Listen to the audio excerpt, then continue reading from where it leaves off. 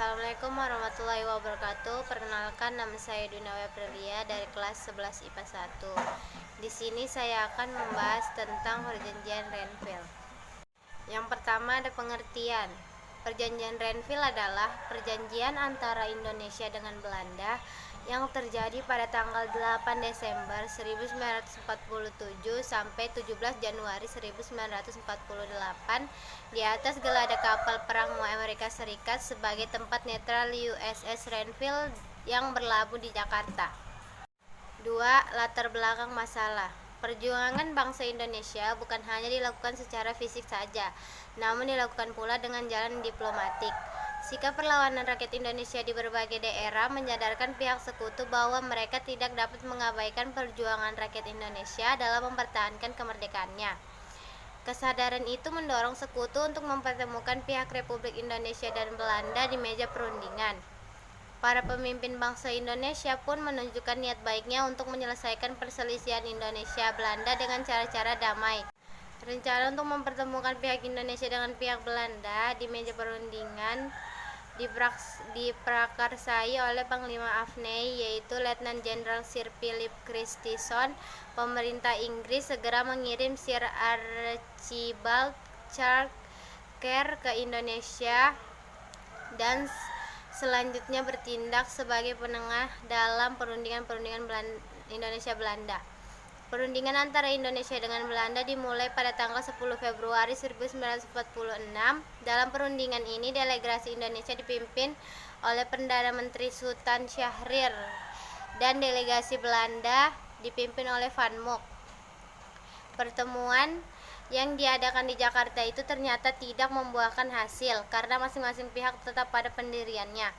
Pada awal perundingan, Van Mook menyampaikan pernyataan pemerintah Belanda yang isinya mengulangi pidato Ratu Wilhelmina pada tanggal 7 Desember 1942, yaitu yang pertama, Indonesia akan dijadikan negara persemakmuran yang memiliki pemerintah sendiri dalam lingkungan kerajaan Belanda. Yang kedua, masalah dalam negeri diurus Indonesia dan luar negeri diurus oleh pemerintah Belanda. Yang ketiga, pihak Indonesia secara tegas menolak pernyataan Van Mook dan berpegang pada pendirian bahwa Indonesia harus diakui sebagai negara yang berdaulat penuh atas wilayah bekas jajahan Belanda. Pada tanggal 12 Maret 1946, pemerintah Republik Indonesia menyerahkan pernyataan penolakannya.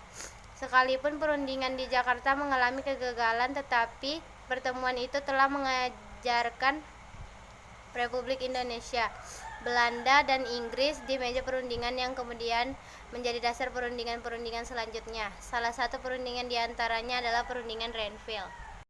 Yang ketiga ada Perjanjian Renville. Diadakannya Perjanjian Renville atau Perundingan Renville yang bertujuan untuk menyelesaikan segala pertikaian antara pihak Indonesia dengan pihak Belanda.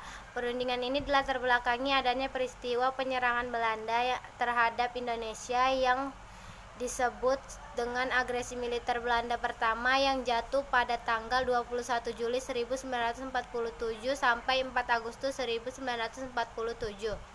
Di luar negeri, dengan adanya peristiwa penyerangan yang dilakukan Belanda terhadap Indonesia menimbulkan reaksi keras. Pada tanggal 1 Agustus 1947, akhirnya Dewan Keamanan PBB memerintahkan keduanya untuk menghentikan tembak-menembak. Pada tanggal 4 Agustus 1947, Republik Indonesia dan Belanda mengumumkan gencatan dan berakhir pula agresi militer pertama.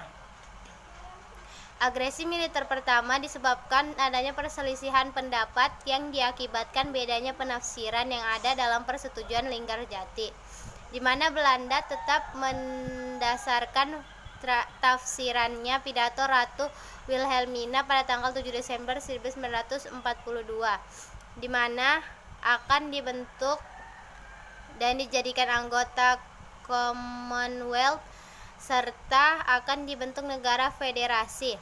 Keinginan Belanda tersebut sangat merugikan Indonesia. Dengan penolakan yang diberikan pihak Indonesia terhadap keinginan Belanda, sehari sebelum agresi militer pertama, Belanda tidak terikat lagi pada perjanjian Linggarjati, sehingga tercetuslah pada tanggal 21 Juli 1947 agresi militer Belanda yang pertama. Perundingan pihak Belanda dan pihak Indonesia dimulai pada tanggal 8 Desember 1947 di atas kapal Renville yang tengah berlabuh di Teluk Jakarta. Perundingan ini menghasilkan saran KTN dengan pokok-pokoknya, yakni pemberhentian tembak-menembak di sepanjang garis Van Mook, serta perjanjian peletakan senjata dan pembentukan daerah kosong militer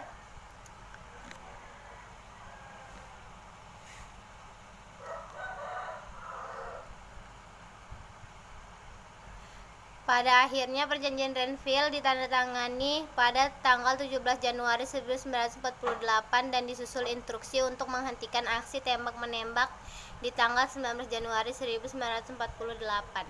Yang keempat ada tokoh perjanjian Renville. Yang hadir pada perundingan di atas kapal Renville ialah sebagai berikut. Yang pertama, Frank Graham, ketua, Paul van Zeeland, anggota, dan Richard Kirby, anggota, sebagai mediator dari PBB. Yang kedua ada delegasi Indonesia, Republik Indonesia diwakili oleh Amir Syaifuddin, Alisa Stromijoyo sebagai anggota, Haji Agus Salim sebagai anggota, Dr. Andes J. Leimena sebagai anggota, dan Dr. Andes Koatiklen anggota, dan Nasrun.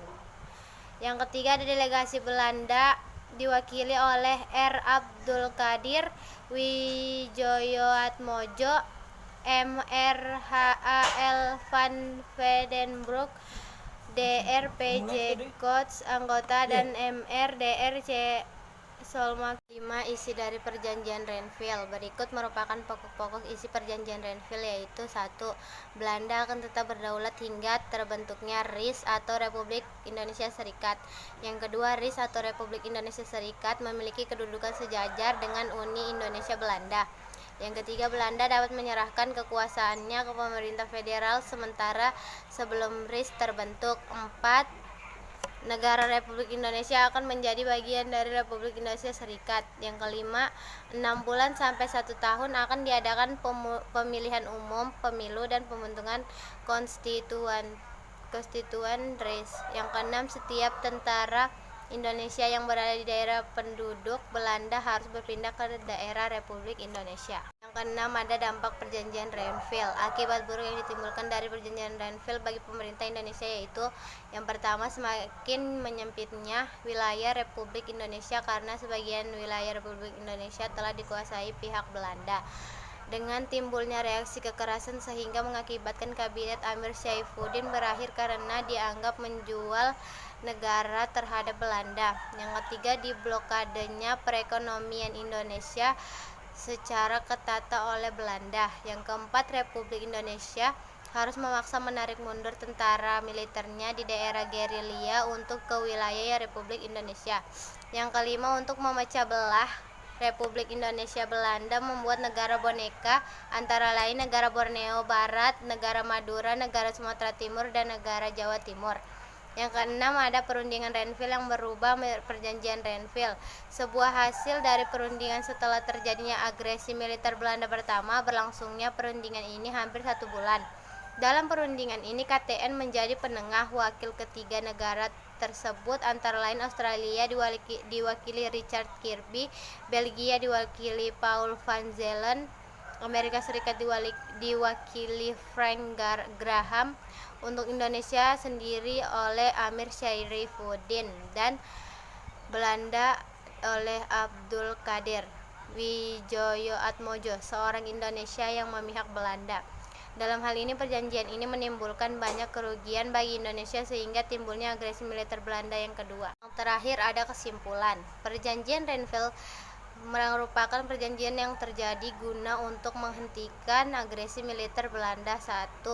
Perjanjian ini terjadi sebuah kapal Amerika yang bernama Renville yang perundingannya dimulai pada tanggal 8 Desember 1947 sampai dengan 17 Januari 1948.